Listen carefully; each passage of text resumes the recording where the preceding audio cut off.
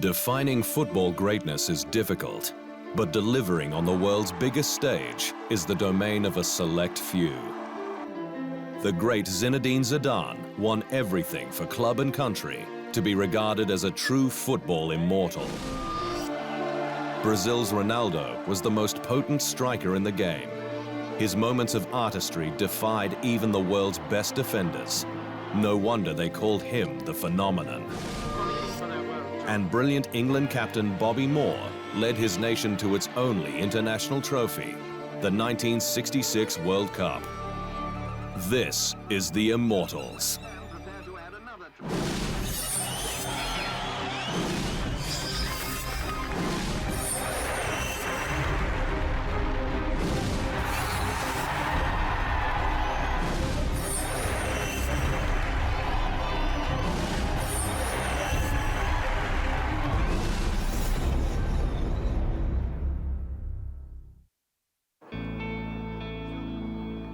Winning France's first World Cup on home soil with one of the greatest individual performances in history was just the start for the incomparable Zinedine Zidane.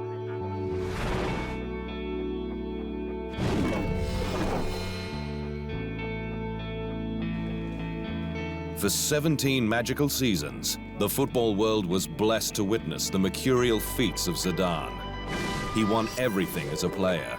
Champions Leagues, La Liga and Serie A titles, 3 World Player of the Year awards, and famously for France, a European Championship and a World Cup. Coupled with his renowned elegant ball control, vision and unwavering self-belief was an edge, a toughness that would mark his career. A toughness learnt on the streets. Marseille is regarded as the most uncompromising and deprived of French cities. La Castellane is a council estate located in its northern suburbs where Zidane was born, the youngest of 5 siblings to Algerian parents. Football was what the kids played in the public square of the Housing Commission estate, and where the greatest footballer France has produced learnt his craft. At the age of 13, he'd signed with AS Cannes. By 17, he was in the senior team, and in his first full season, helped the club finish 4th in France's top league, the team's highest finish in over 40 years. It was sublime. His feet spoke with the ball.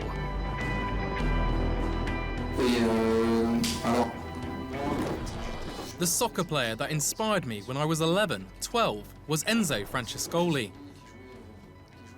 the player who was playing in Marseille at the time.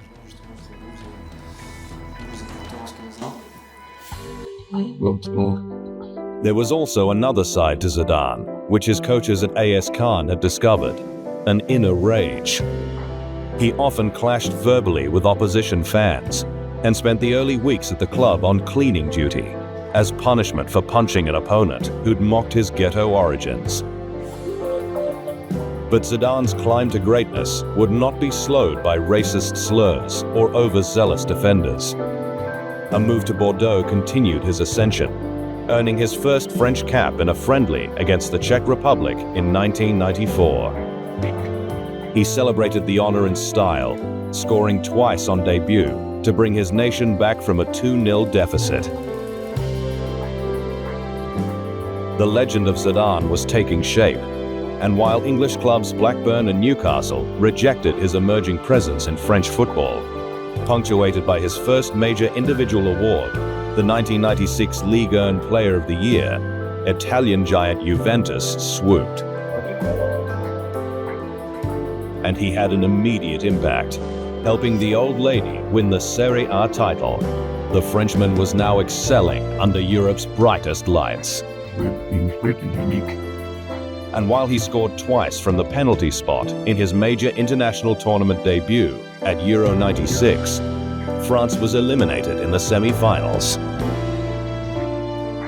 Zidane's star was on the rise, and it was about to go to another stratosphere. Still to come on the Immortals, Zidane lifts France to its first World Cup win.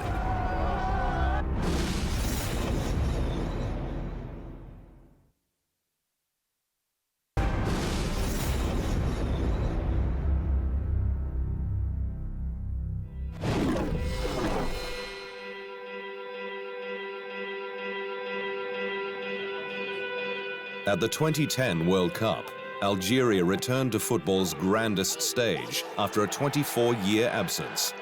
A new generation inspired by the trailblazing feats of Zinedine Zidane.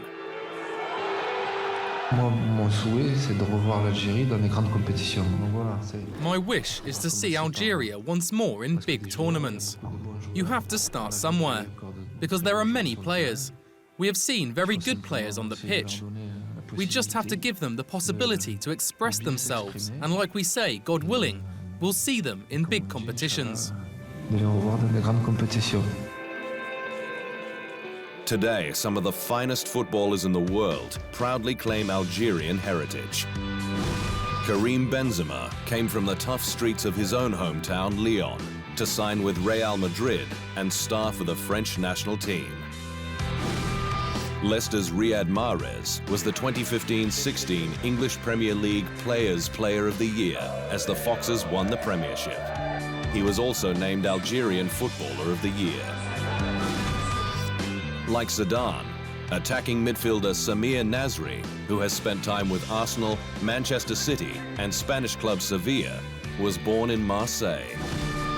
And after representing France at all junior levels, Yassine Brahimi swapped allegiance to Algeria and played at the 2014 World Cup. While national teammate Sofiane Feghouli got his first taste of the Premier League when he signed with West Ham in 2016.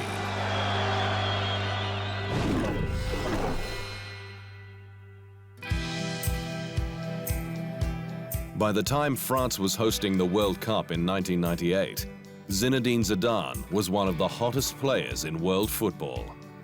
But Brazil's Ronaldo was the two-time reigning World Player of the Year. The Frenchman would soon change that.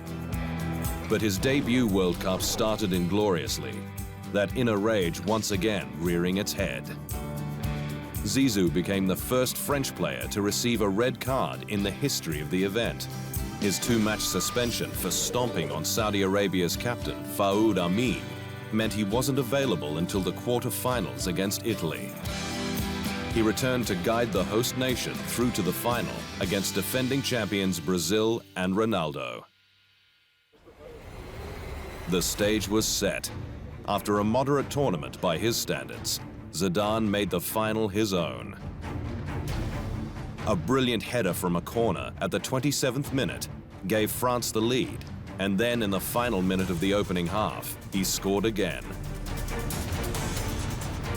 The end result was a 3-0 World Cup victory, and Zidane was a national hero. France against Brazil in '98 is a minor memory for me. No, I'm only joking. Obviously, it's one of the greatest memories of my life as a soccer player, and in general. It was fantastic to win a World Cup in France with the French team against the great Brazil. It's obviously fantastic. He was named FIFA World Player of the Year and also won the 1998 Ballon d'Or as Europe's finest talent. The accolades began to flow. His status as the world's best player was confirmed at Euro 2000, where he again guided France to victory, was named Player of the Tournament, and secured his second World Player of the Year award. Zidane was from another planet. When Zidane stepped onto the pitch, the 10 other guys just suddenly got better. It is that simple. Real Madrid paid a record transfer fee for Zidane's services in 2001, and he produced an extraordinary goal in the 2002 Champions League final against Bayer Leverkusen. My goal, well, it entered into the history books. I think that scoring that goal is something that happens just once in a lifetime. It happened to me, so I'm happy. After a third World Player of the Year award in 2003, Zidane was again France's best player at Euro 2004, scoring 3 goals, but Les Bleus were eliminated at the quarter-final stage by eventual champions Greece. The inevitable conclusion to his international career, a moment of dread for his adoring fans, was confirmed after that tournament at 32. Life without Zidane was unpalatable for the French, who begged him to come out of retirement after they'd struggled in the early stages of qualifying for the 2006 World Cup.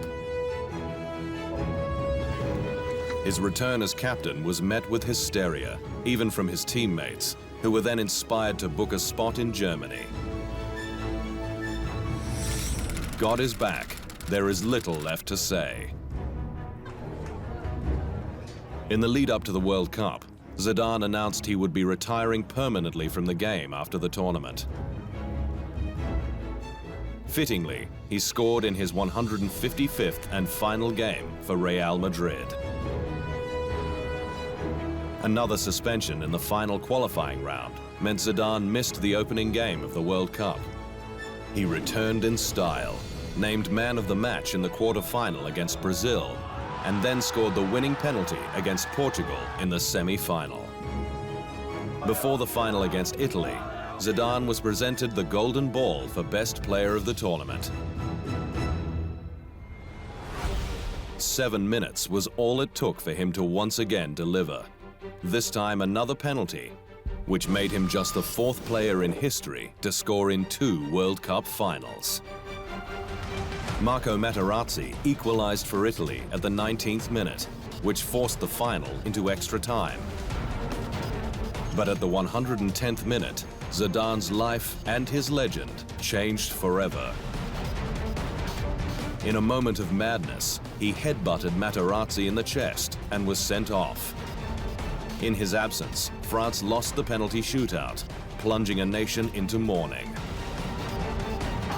Some say it tarnished Zidane's legacy.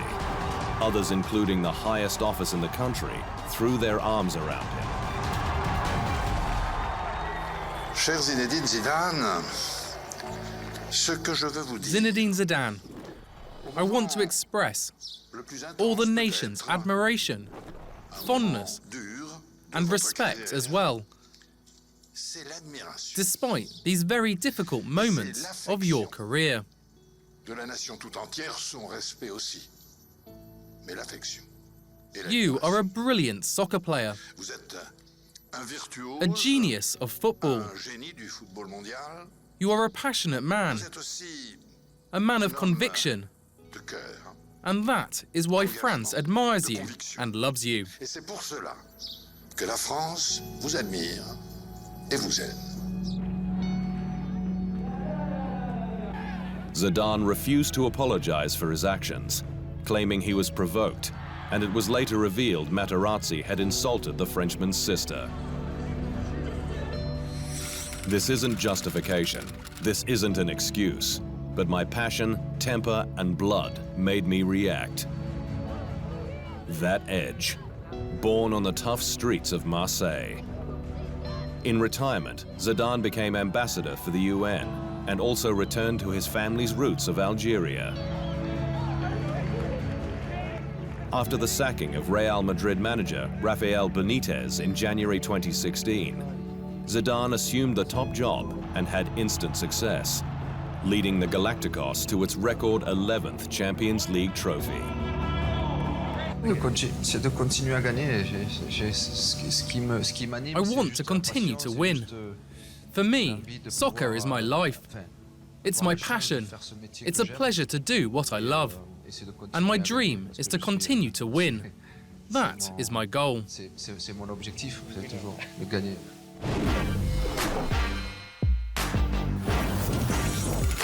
Zinedine Zidane was twice red-carded at the World Cup. The only other player to suffer that fate was Cameroon's games record holder, Rigobert Song. Up next on the Immortals, the prolific scoring that made Brazil's Ronaldo the world's most potent striker.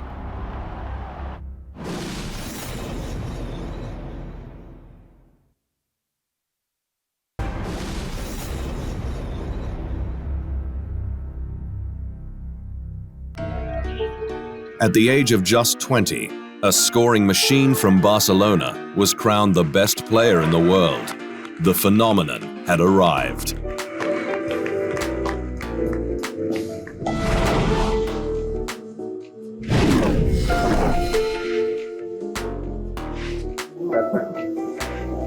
Ronaldo has been labeled many things, but the most complete striker in history best sums up the Brazilian's extraordinary career. He was the second highest goal scorer for his country, behind the great Pelé. But it was his performances on the biggest stage which set him apart. A magical 15 goals in 19 World Cup matches included 2 wonder strikes in the 2002 final to win his country its 5th trophy. That stunning achievement was in the second half of his career, which was divided by serious knee injuries that cruelled the genius, albeit only marginally. The young Ronaldo was universally recognized as the greatest young footballer of all time. In his only season at Barcelona, the 20-year-old scored an unprecedented 47 goals in 49 games, claiming the La Liga scoring title and European Golden Shoe. Most were outrageous in nature, solo acts of wizardry that hadn't been seen before.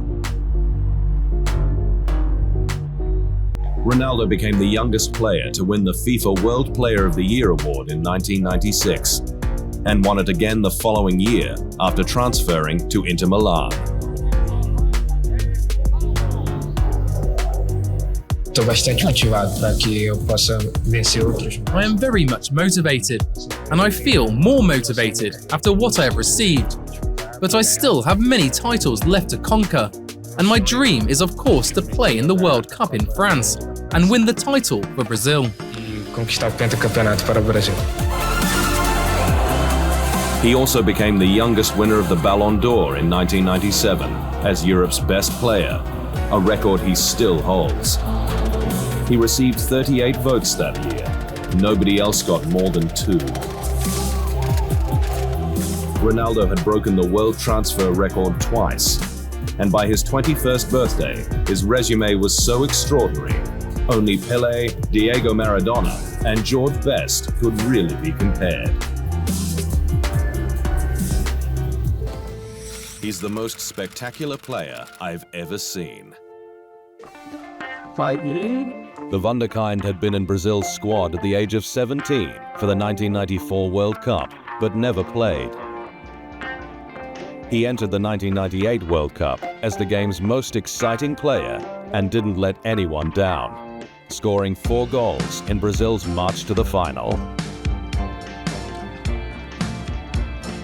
But just hours out from the start of the final against France, Ronaldo had a convulsive fit and he was left off the team sheet before being reinstated at the last minute. It was a gamble that didn't pay off, with Brazil's maestro subdued in the biggest game of his career, which his country lost 3-0. I wanted to play at all costs, and I asked if he couldn't just do the tests before the game. So I went to the clinic just before the match. I don't think that the outcome of the match had anything to do with what happened. I went onto the pitch wanting to win and play well, but unfortunately it didn't happen.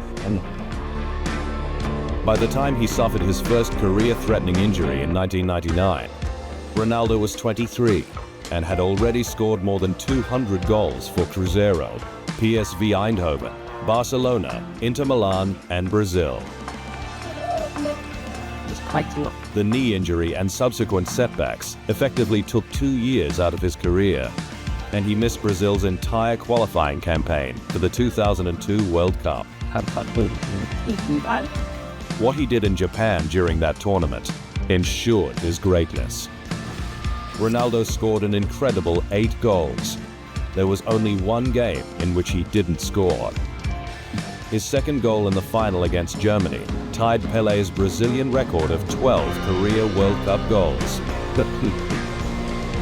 Another Ballon d'Or and FIFA World Player of the Year awards followed. He was like an alien because of what he could do on the pitch. A move to Real Madrid followed, where he scored twice on debut and led the Spanish giant to the 2003 La Liga title. But more injuries conspired to slow down the genius. Despite this, he was once again Brazil's savior at the 2006 World Cup.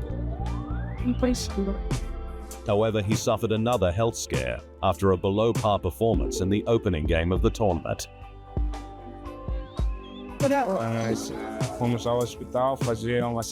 We went to hospital and they did a few tests to see what was going on.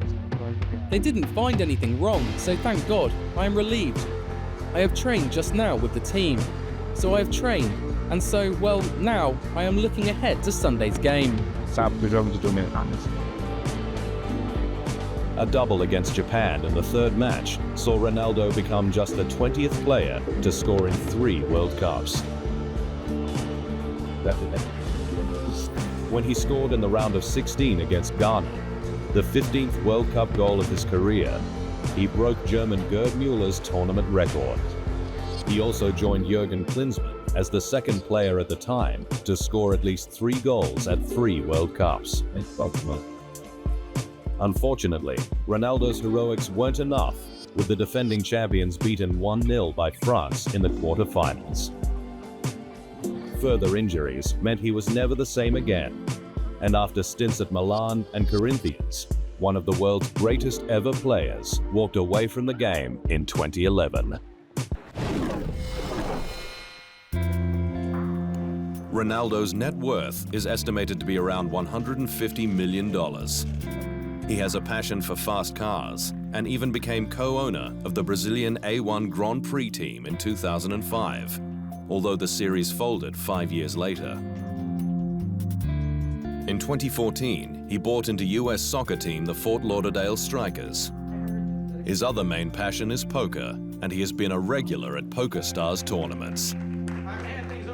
When we return, Bobby Moore leads England to its only World Cup win.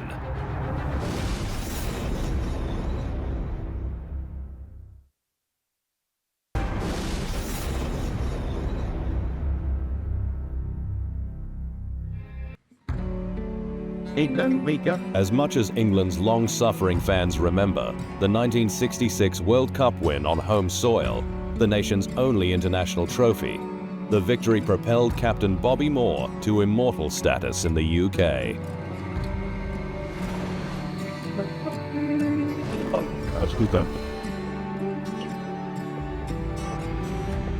The West Ham great was regarded as one of the world's finest defenders. That's great.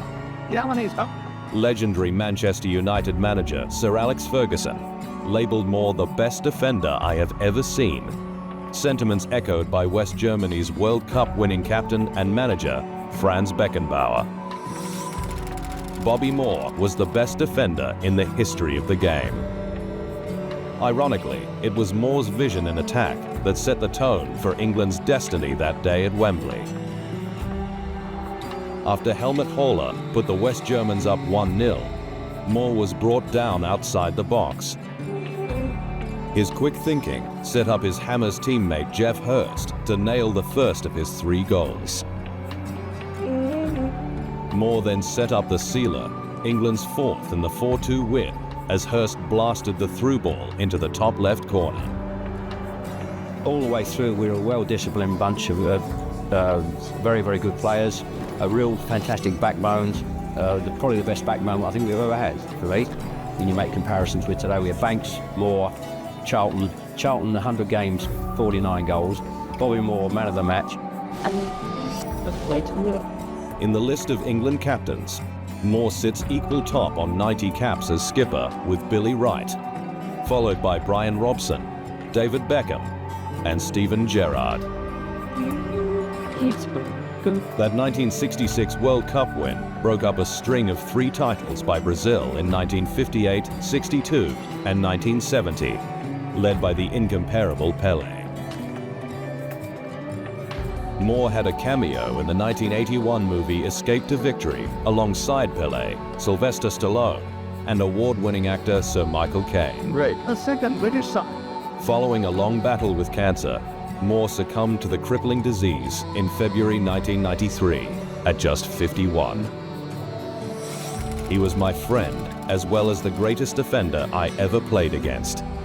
The world has lost one of its greatest football players and an honourable gentleman. Bobby Moore is revered as England's only World Cup winning captain, an icon to a proud football nation that now fully understands the magnitude of that achievement. Back in 1966, Moore simply found a way and became a football immortal.